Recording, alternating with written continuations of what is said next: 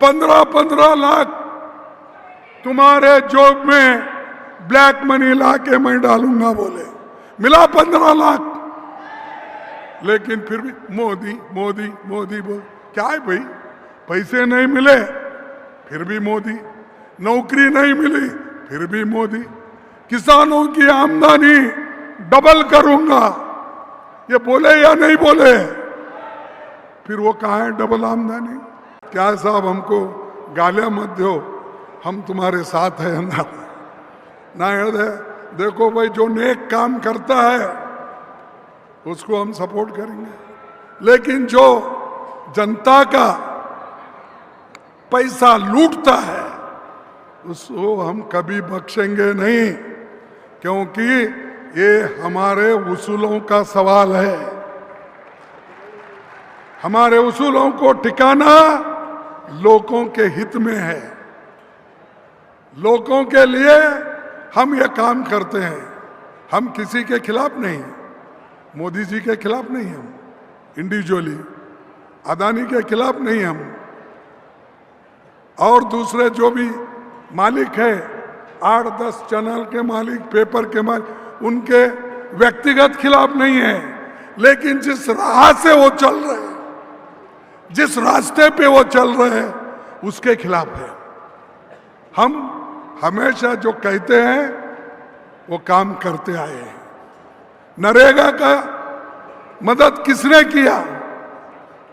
बोलिए किसने किया? नरेगा हमने लाया, मोदी जी लाए क्या? फूड सिक्योरिटी एक्ट हमने लाया, क्या मोदी जी ने लाया?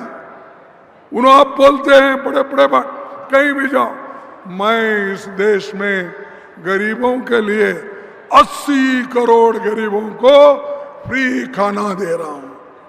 कहां से दे रहे भाई? तुम्हारे से पहले तो सोनिया गांधी एक्ट बनाई, हमारी गवर्नमेंट यहाँ आने पर कांग्रेस गवर्नमेंट सिद्धरामैया के नेतृत्व में हम फ्री राइस दे दिए, फ्री राइस।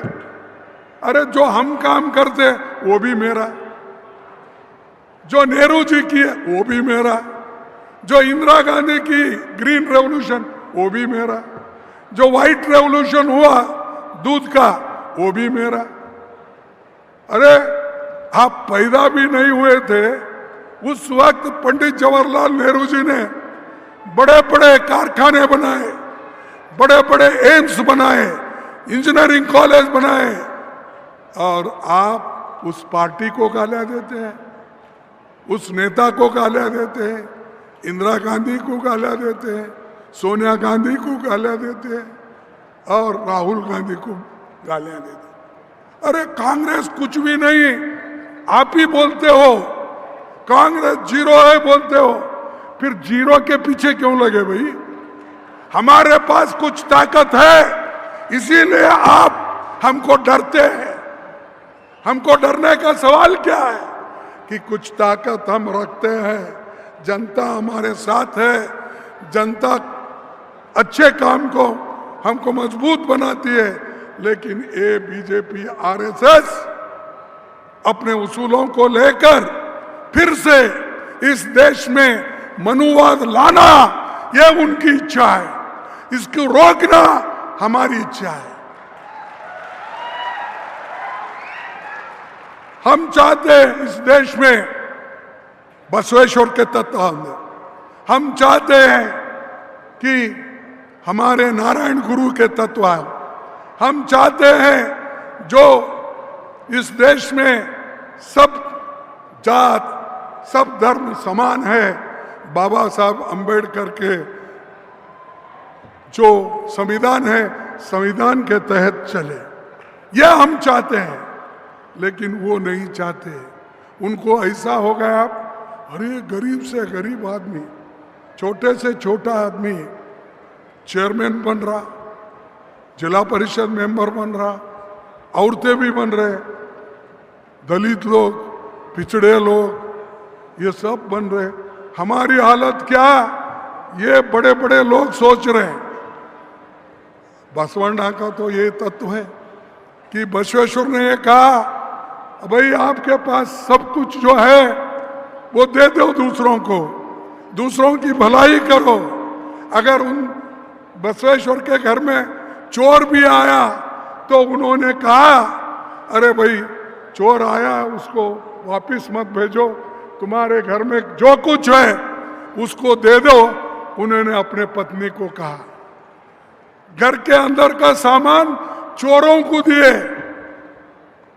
और यहां तो लुटेरे बैठे हैं, लूटते ही रहते हैं। बड़े बड़े 13 लाख करोड़ सरकारी बैंक का पैसा अमीरों को दिए, 13 लाख करोड़।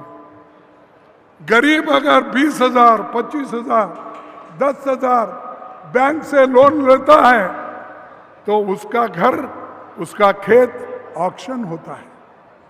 इनको क्यों ऑक्शन नहीं करते आप?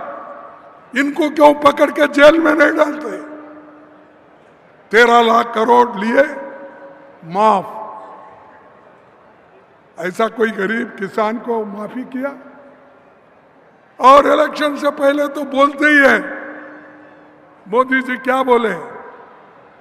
पहले तो बोले हो, अरे भाई जो भी नौजवान लोग हो तुमको सालाना 2-2 करोड़ नौकरी दूंगा। बोले या नहीं बोले? तुमको मिला दिखता है इसीलिए तो नहीं बोल रहे। बीदर वालों को मिला 2 करोड़ नौकरियां?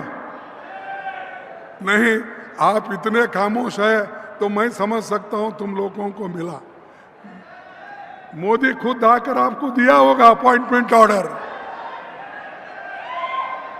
अगर 2 करोड़ नौकरियां देश में नहीं मिले हैं तो आपको समझना चाहिए, क्या मोदी जी झूठे हैं, क्या लोग झूठे हैं? तो आप बताइए। फिर वो कैसा बोले? ये मोदी की गारंटी बोले। कहां है वही गारंटी? 15-15 लाख तुम्हारे जॉब में ब्लैक मनी ला के मैं डालूंगा बोले। मिला 15 लाख। लेकिन फिर भी मोदी मोदी मोदी बोल। क्या है भाई? पैसे नहीं मिले फिर भी मोदी, नौकरी नहीं मिली फिर भी मोदी, किसानों की आमदनी डबल करूंगा, ये बोले या नहीं बोले? फिर वो कहां है डबल आमदनी? तो ये भी उन्होंने बोला, ये सच बोला झूठ बोला? तो भाइयों, ऐसा झूठ बोल के मोदी जी हर समय एक नया निकालते हैं कि देशभक्त वही है, धर्म में उनका ही विश्वास। अरे हर एक आदमी का धर्म में विश्वास है। यहां जो बैठे हैं सभी, इसमें बसवेश्वर के भक्त है, इसमें राम के भक्त है, शिवा के भक्त है, बुद्धा के भक्त है, हर धर्म के लोग यहां पर भी बैठे हैं। क्या हमने कभी कहा है?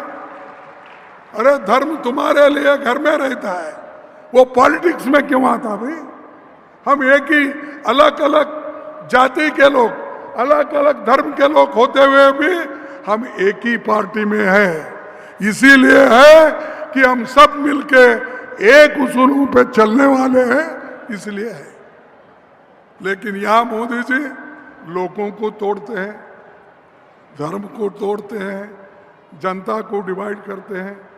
और महिलाओं का तो बहुत तारीफ उन्होंने की। मेरे बहनों, माताओं, आपको देखते ही मेरे आंखों में आंसू आती है। क्यों? कि आप जब लकड़ी चूल्हे में डाल के रोटी पकाते हो और उसका धुआं जो निकलता है आपके आंखों में जाता है तो मुझे बहुत तकलीफ महसूस होती है। इसीलिए मैं सिलेंडर 450 का सिलेंडर 110 में कर दिया। अब वोटिंग के लिए फिर बोल रहा 450 करूंगा मैं। क्यों भाई, अब तक क्यों नहीं करे? 10 साल में आपको याद नहीं आया?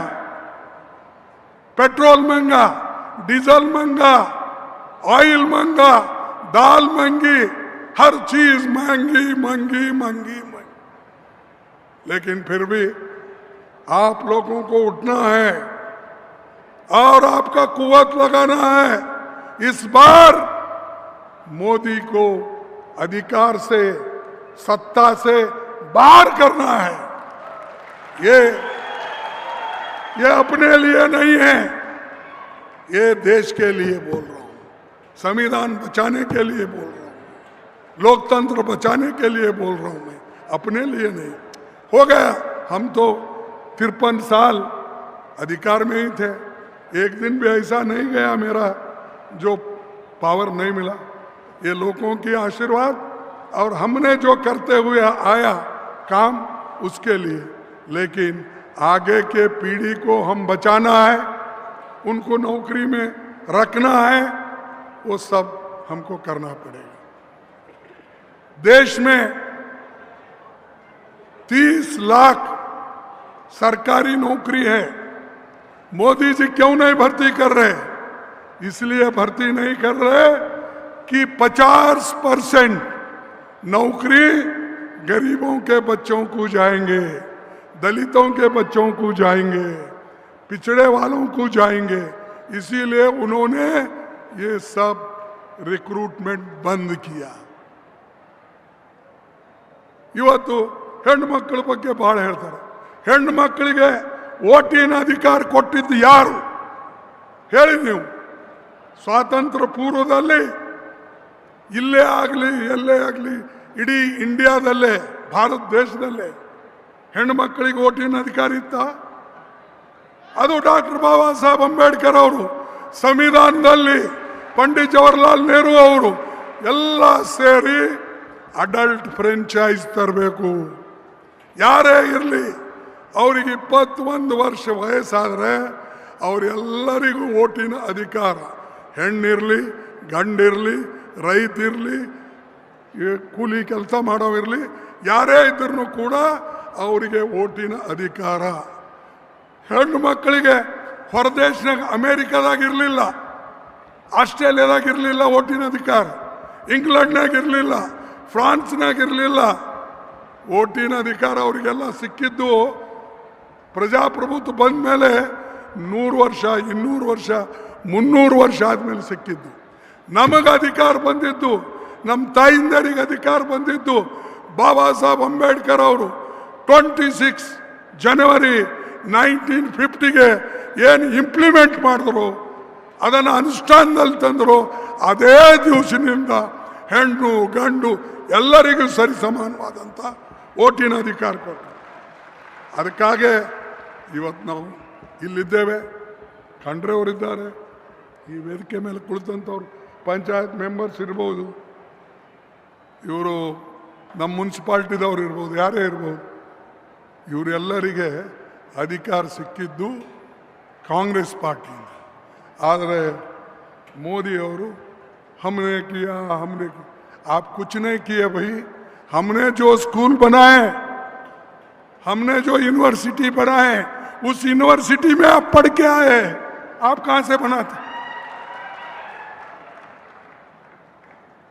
तो ये लोग जो हम किए उसको भी हम किए, ये बोलते जा रहे हैं.